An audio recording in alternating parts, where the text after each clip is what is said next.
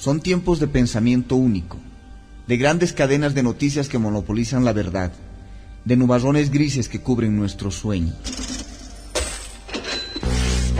Pero también son tiempos para el encuentro, la esperanza y los rincones para otras miradas y otras voces en Palabra de nuestro corazón.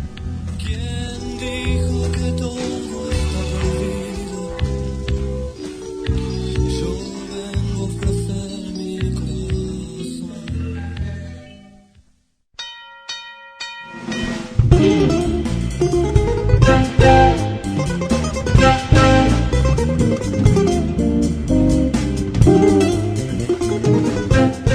Hola amigos y amigas de la red de la diversidad, sean ustedes bienvenidos y bienvenidas a las Palabras del Corazón, espacio para compartir distintas temáticas, distintas voces, distintas reflexiones, para aportar una voz más entre muchas otras, como solemos decir, para que cada uno de nosotros y cada una de nosotras saque sus propias conclusiones, porque aquí, como decimos constantemente, no compartimos verdades únicas, simplemente una voz más entre muchas otras. Bienvenidos y bienvenidas a estas Palabras del Corazón por la red de la diversidad.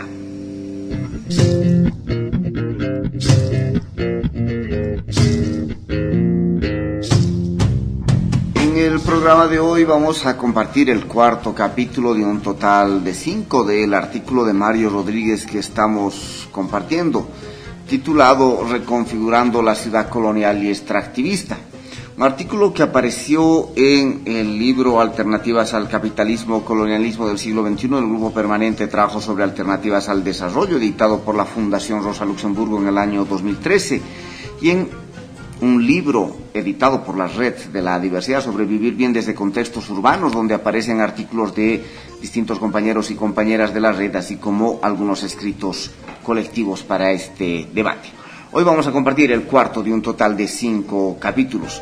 Hablaremos sobre el vivir bien, buen vivir desde contextos urbanos y empezaremos a abordar el último capítulo que titula ¿Otras ciudades son posibles? La experiencia de nuestras culturas indígenas originarias y lo popular en la reconfiguración urbana contemporánea desde el horizonte del vivir bien, buen vivir.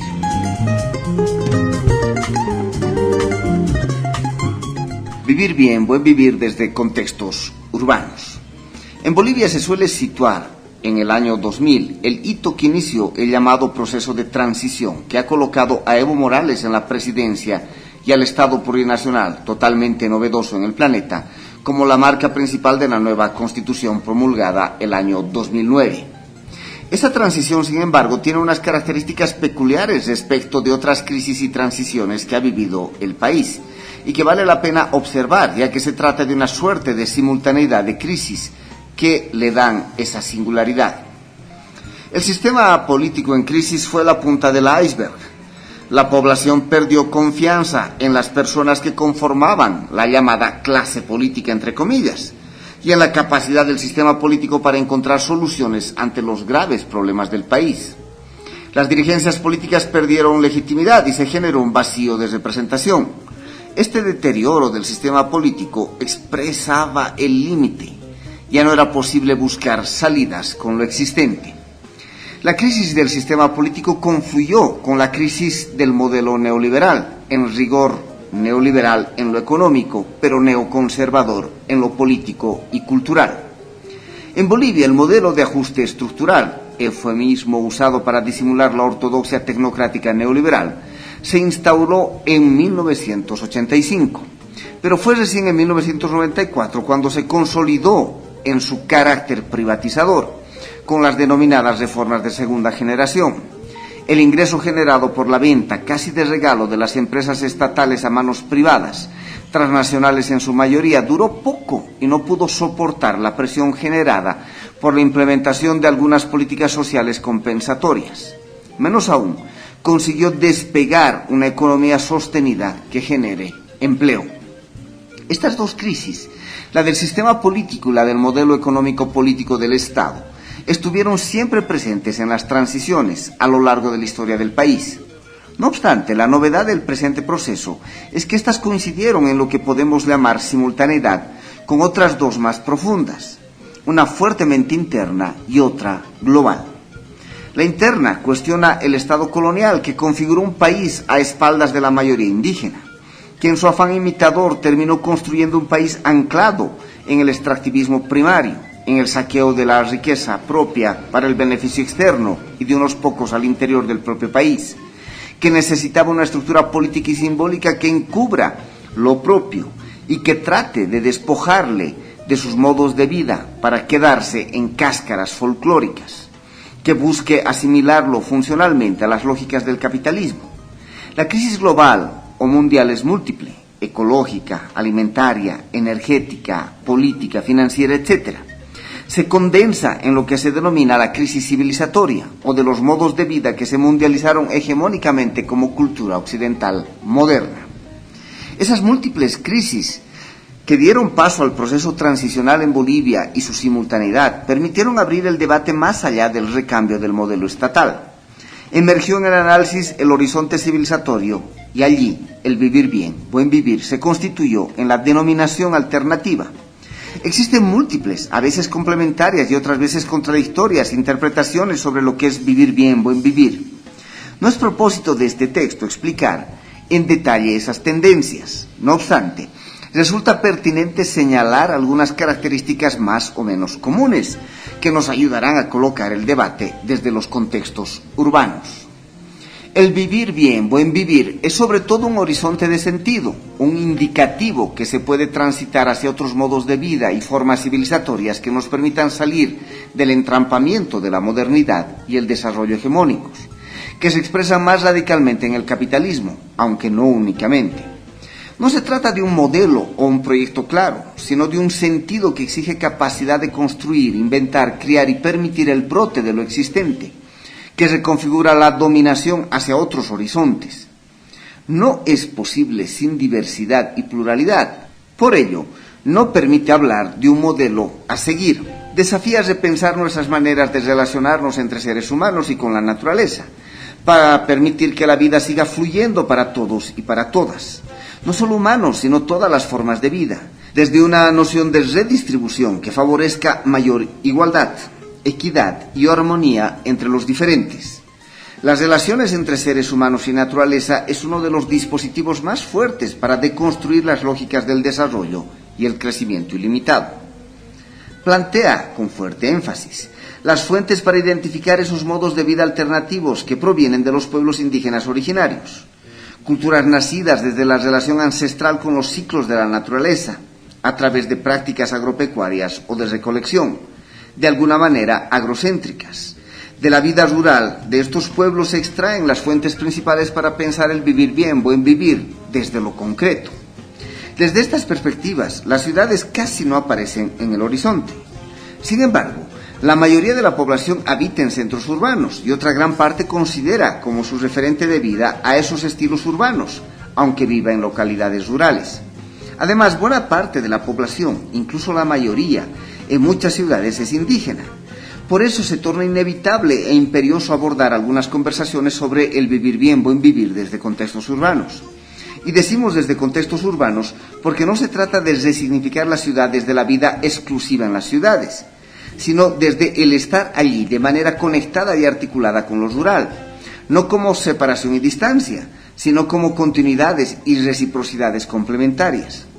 El último censo realizado en Bolivia en noviembre del año pasado evidenció cómo un número significativo de personas vive y habita simultáneamente varios contextos y relaciona permanentemente la ciudad y el campo.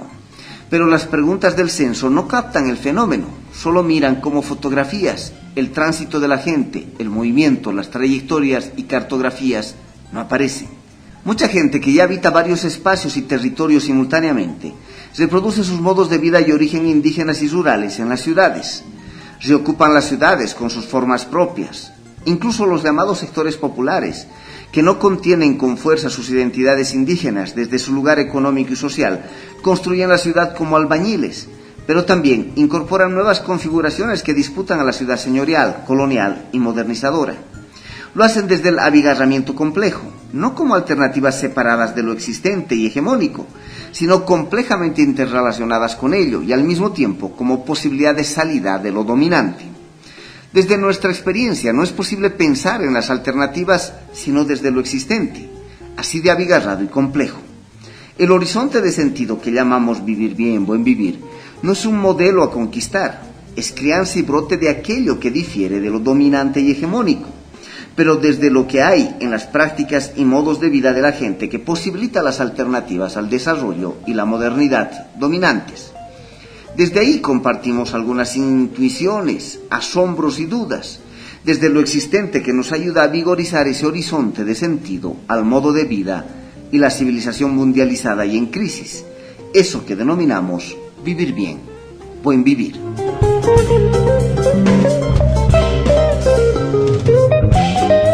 Pasemos algunas de esas concreciones en el capítulo titulado ¿Otras ciudades son posibles?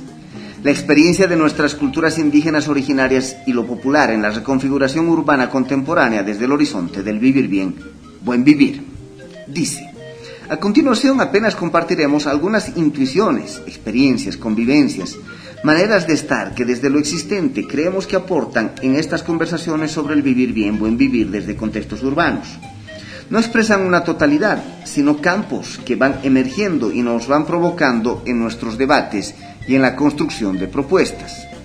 Así, asumamos los siguientes puntos, apenas como un borrador de trabajo, una invitación a la conversación. Empecemos por el territorio, el suelo y el hábitat urbano. Los últimos años estamos viviendo un proceso acelerado de recomposición del territorio y el suelo urbano. Hay especulación inmobiliaria y otra vez se busca desplazar a los sectores populares para beneficiar las lógicas del capital y la reocupación de las élites urbanas de espacios antes despreciados. Ese es un escenario común en la mayoría de nuestras ciudades. No obstante, el suelo y el reordenamiento territorial también se disputa. Los sectores populares reocupan los territorios segregados, sea por la vía de la incursión a través de diversas actividades, muchas de ellas económicas, sea por la fiesta que irrumpe en la calle prohibida, o bien por la disputa de la propiedad del suelo. En Venezuela es significativo el movimiento de campamentos de pioneros que ocupan predios inútiles, producto de la especulación inmobiliaria, y cómo desde ahí proyectan nuevos modos de vida en medio del centro de la ciudad, de barrios acomodados. No aceptan la segregación y replantean las convivencias y las relaciones. Se trata del ejercicio del derecho a la ciudad, pero a otra ciudad, no simplemente una incursión al modelo dominante de urbe, sino a pensar de otras maneras los modos de vida y de convivencia. En Bolivia no tenemos grandes movimientos que trabajen el tema del suelo urbano. Hay algunas asociaciones o sindicatos de inquilinos, pero todavía no se han manifestado fuertemente como propuestas de disputa de la propiedad urbana que vayan a recomponer la estratificación y segregación que consolidan el modelo colonial de ciudad. Las propuestas de organizar los territorios y la vivienda con un enfoque diferente de los modos de vida y de relaciones tampoco son fuertes, aunque hay algunos casos en Cochabamba, como la comunidad María Auxiliadora, o lo que intentó ser el barrio Luis Espinal en Tarija. Sin embargo, a pesar de que todavía la temática es débil en Bolivia, en el contexto continental adquiere significancia y es uno de los debates que nos puede llevar al debate más globalizador del tema urbano, de la configuración de las ciudades.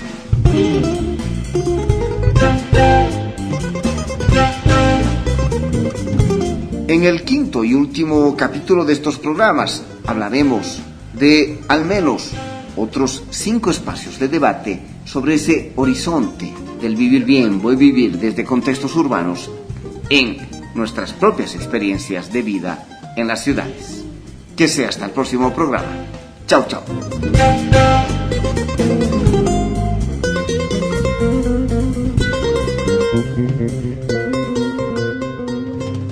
Son tiempos de pensamiento único, de grandes cadenas de noticias que monopolizan la verdad, de nubarrones grises que cubren nuestro sueño.